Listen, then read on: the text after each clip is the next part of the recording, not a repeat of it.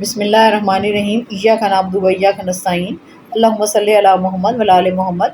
चटखारा house में हम बहुत ही मज़े का ऑमलेट बनाएंगे। ऑमलेट तो हर तरह के बनते रहते हैं और एक जो कॉमन ऑमलेट हमारे यहाँ बनता है टमाटर प्याज वाला, ये थोड़ा सा उससे हटकर है। और मैं आपको ये यकीन दिलाती हूँ कि जब आप इस तरीके से ऑमलेट बनाएंगे तो बड़े छोटे सभी को ये बहुत पसंद आएगा। तो चलिए इसको हम बनाना शुरू करते हैं।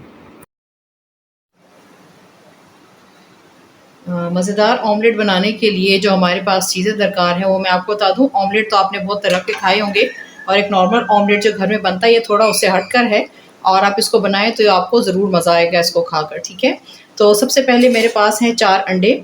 उसके पास मेरे पास जो है 2 दरमियानी साइज़ के प्याज थे, उसको मैंने बिल्कुल बारीक फाइन चॉप कर लिया है। एक टमाटर है विद सीड्स, मैंने छोटा टमाटर था उसको काट लिया है। 3 हरी मिर्चें थी क्योंकि आजकल हरी मिर्चें तीखी आ रही हैं तो मैंने 3 हरी मिर्चें ली हैं। इसके साथ ही मेरे पास है 2 टेबलस्पून दूध है। और जो एक चीज़ डिफरेंट है वो ये है कि इसमें मैंने आलू जो है एक छोटा वो मैंने कद्दूकश करके डाला है। और ये आप देख लें कि मैंने आपको दिखाने के लिए रखा है कि बारीक वाली साइड नहीं लेनी, इससे फिर वो आटे का फ्लेवर आ जाएगा ना, बिल्कुल वो मैशी सा हो जाएगा। ये बड़ी वाली साइड थी उससे मैंने इसको कद्दूकश कर लिया है। और मैंने लिया है 1 चुटकी आटा, एक चुटकी से थोड़ा सा ज़्यादा है। ठीक है, काली मिर्च है मेरे पास हाफ़ टी स्पून और हाफ़ टी स्पून मेरे पास लाल मिर्च है और क्वार्टर टी स्पून मैंने इसमें कुटी हुई मिर्च डाली है। नमक आप अकॉर्डिंग टू टेस्ट डाल सकते हैं। और मेरे पास ये ऑरिगेनो है जो मैंने क्वार्टर टी स्पून लिया है। तो इन सब चीज़ों को अब हम अंडे में डाल के इसको फेंट लेंगे अच्छे तरीके से। जी, 5 से 6 टेबल स्पून मैंने ऑयल का डालकर मैंने तवे पे पहले बिल्कुल लो फ्लेम पे रख दिया था। और ये जो अंडे अच्छे तरीके से फेंट लिए थे तमाम चीज़ें डालने के बाद, तो उसको मैंने तकरीबन 3 से 4 मिनट के लिए रेस्ट दिया था ताकि जो मसाले हैं और स्पेशली जो हमने ऑरिगेनो डाला है वो अच्छे तरीके से इसके अंदर इसका फ्लेवर जो है वो आ जाए। तो ये क्योंकि ज़्यादा है इसके हवाले से तो इसके हिसाब से तो इसको मैं फिर जो हाफ़ है वो पहले डालूँगी।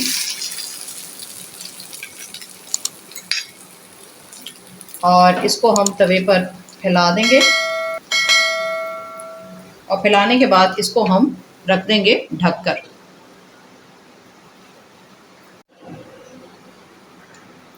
3 से 4 मिनट हो गए हैं, आप अपने हिसाब से इसको चेक कर सकते हैं। तो चले अब इसको हम देखते हैं कि इसकी क्या पोजीशन है। ये इसने अलहदा हो गया ये, तो इसको हम एहतियात के साथ अब हम पलट लेंगे।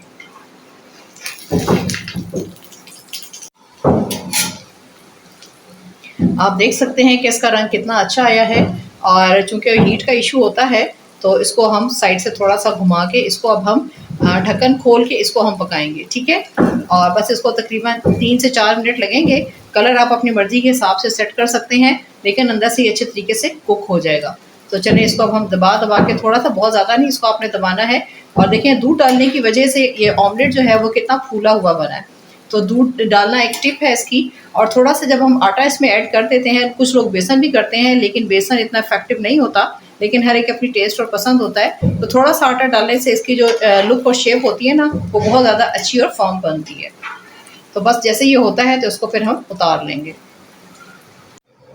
जी व्यूअर्स, फाइनली हमारा जो स्पेशल ऑमलेट है वो तैयार है। और इसको आप स्लाइस और पराठे के साथ खा सकते हैं, सिंपल स्लाइस के साथ भी। और देखें मैंने इसके जो है सैंडविचेस हैं वो भी बना लिए सैंडविच मेकर में। और मेरे पास ग्रिल पैन था तो मैंने उसमें स्लाइस को सेक लिया है। आप टोस्टर में और जो सिंपल तवा होता है फ्राइंग पैन, आप उसमें भी इसको सेक सकते हैं अपनी पसंद के मुताबिक। रेसिपी अगर आपको अच्छी लगे तो उसको लाइक और शेयर ज़रूर करें और हमारे चैनल को सब्सक्राइब करें। इसके साथ ही इजाज़त दीजिए। अल्लाह निगहबान।